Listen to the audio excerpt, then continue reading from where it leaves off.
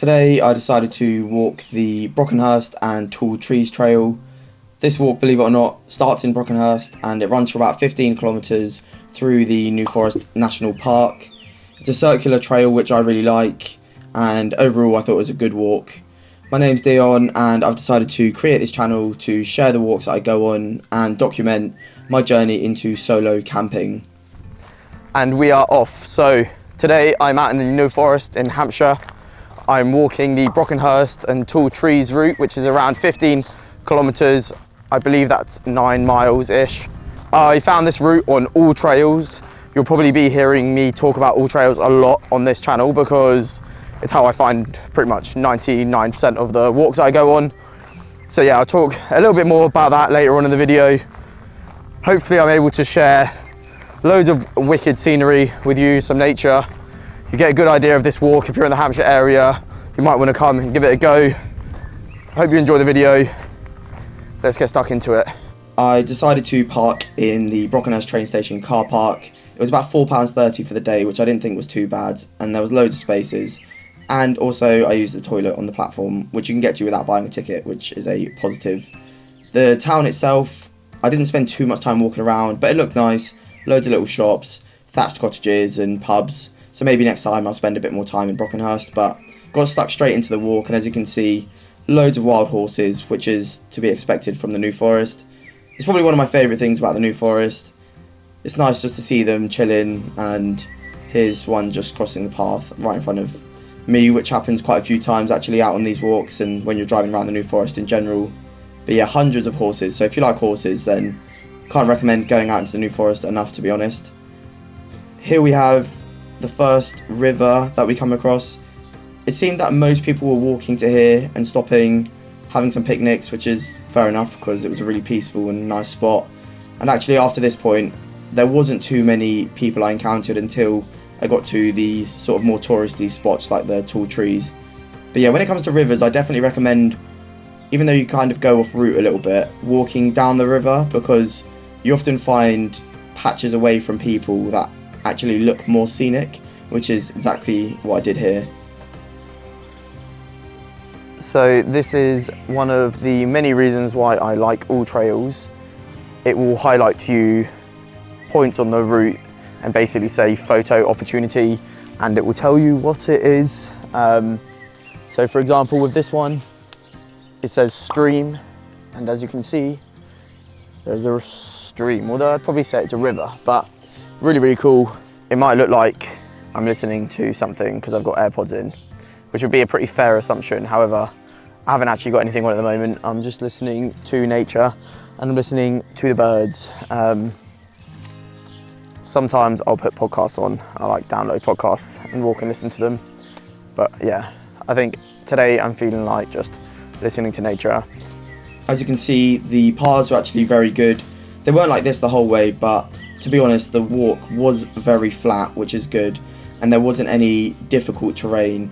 Fortunately, I'm going on this walk at the end of May, and we've had quite a few sunny days, so I didn't encounter really any bogs. But I would say overall this walk is relatively easy, considering there's no big hills and sort of difficult paths to walk on. Here's me filming a tree which has probably been struck by lightning, but I really like trees, and that's probably why I enjoyed this walk so much. And little bridges like this I think are quite cool. I came across a couple of them going over rivers. I'm about a quarter of the way into the walk and have pretty much left most of the public behind. I'm going deeper into the forest and the weather has actually come through. It's warmed up a bit. Being in the trees, there's less wind, and actually it's like perfect temperature. So really happy about that. So far so good. So according to the AllTrails app, this area is called the wetlands. I'm not entirely sure why, so if anyone in the comments down below knows and wants to enlighten me, that would be epic. Looks pretty cool though. This stuff, obviously burnt down trees, kind of has the Lion King vibe. I thought I'd include this clip. I found it quite funny. I was having a little laugh to myself because it's a bit of a reality check that I'm going to be walking slightly further when I'm filming, purely because capturing these majestic clips, and in reality I have to turn around and do like a little waddle back to the camera. This is the behind the scenes of filming content. But yeah, as you can see, continuing the walk, really nice, not too many people, loads of cool trees. I'm definitely going to come back and do this walk in a different season, see how nature changes. And then I came across a glorious sight. I really hope that's an ice cream van. Secured the goods. I went for clotted cream, raspberry and honeycomb. Shout out to the nice little coffee stand truck at Blackwater car park. I've actually been here quite a while ago. That's the main car park for if you just want to do like the tall trees walk, which we're about to go and do in a minute. Super close. The actual tall trees section is only about 1.5 miles. And as you're going to see, some huge trees, but I'm very happy. It was so good. I was getting hungry. Shouldn't talk your mouth full. I was getting hungry, so when I saw this, it was very, very, very good sign. Unreal. I love ice cream. Let's go find some tall trees. At this stage, I'm about halfway through the walk, and you come across these two ginormous trees. I believe they are pronounced sequoia trees, and they are actually the largest in the New Forest and the largest sequoia trees in England. And I'm not sure if the video does it justice, but when you're there in person, you really get to appreciate the size of these trees. It's actually really epic. So I definitely recommend going to check them out. You can park closer for sure.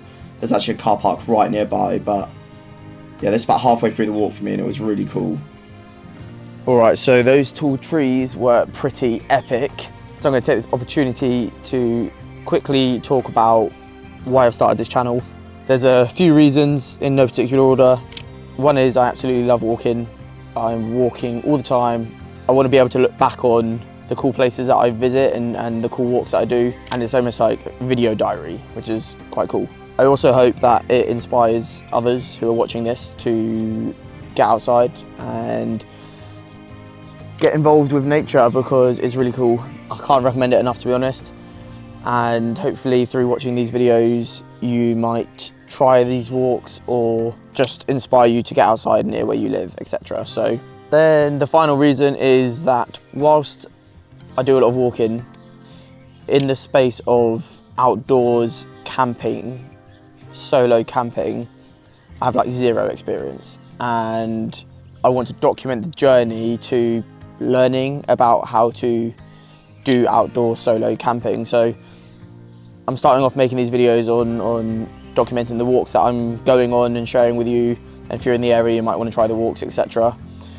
Hopefully the progression will be that there'll start to be some videos where I go further away and it's like a full day of walking and then camping, setting up camp somewhere.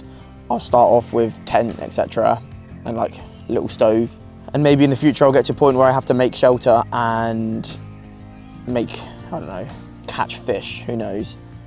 But yeah, I'm a rookie when it comes to that side of things, and I really want to get into it more. So I'm going to document it on this YouTube channel, and maybe others will find this in the future and be at a similar place where I am now, and they can go along with the videos and see the progression. So those are the reasons why I'm going to carry on walking. I hope you're enjoying the video. So at this stage, we're coming to the latter part of the walk. I was actually feeling pretty fresh. I was having a good time. I just wanted to share some more of the scenery. I like the New Forest because you get the variation of the open fields, the woodland, some streams and rivers, etc. Don't get me wrong, I probably prefer the coastal walks, but there's definitely something about being in the forest that is very therapeutic, and listening to the birds, nice wildlife, etc. So not the best view, but this is Rhinefield House. This is now like a bit of a hotel. It looks quite impressive. I'm not entirely sure the history of this place. Maybe I'll check it out when I get home, but pretty cool building. So we've got about 5 kilometers left of the walk, and this is the first part where there's a road I have to walk next to, only for about 5 minutes or so, so not too bad. When you're walking on the road, I always walk towards the traffic. So as promised, I'm going to talk about the AllTrails app that I use. I think I pay about £35 a year for it, and it's really, really good. I think it's a US, like American based company, but you can use it in the UK, and I've used it abroad as well in Europe. Basically, wherever you are, you can find walks that other people have logged, and then you can try the walk and you can leave a review and you can leave photos. So what ends up happening is hundreds of people in some instances will try walks, and if they're good, they become very popular, and AllTrails will recommend those walks to you in your area. You can put so many filters in. If you want it to be a circular walk, if you want it to be dog friendly, if you want to cycle, if you want to run. Obviously cycling is not really walking, but you can have the option to see if you want to find off-road cycling routes. You can choose for it to be forest, you can choose for it to be by the sea and the coast. It genuinely is such a good app, and because of it I found some epic walks across the whole of the UK, and it's pretty much what I'm going to continue to use.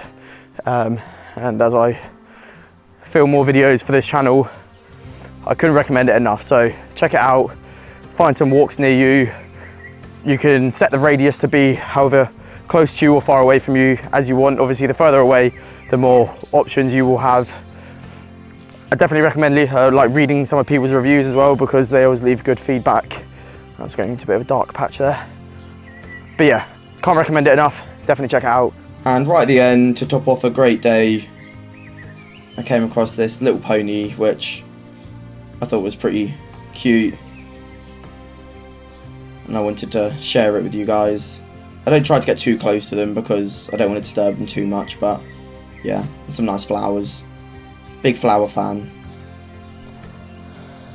Alright, I've got about 3 kilometers left of the walk, so I'm going to do a bit of an outro. I've really enjoyed it.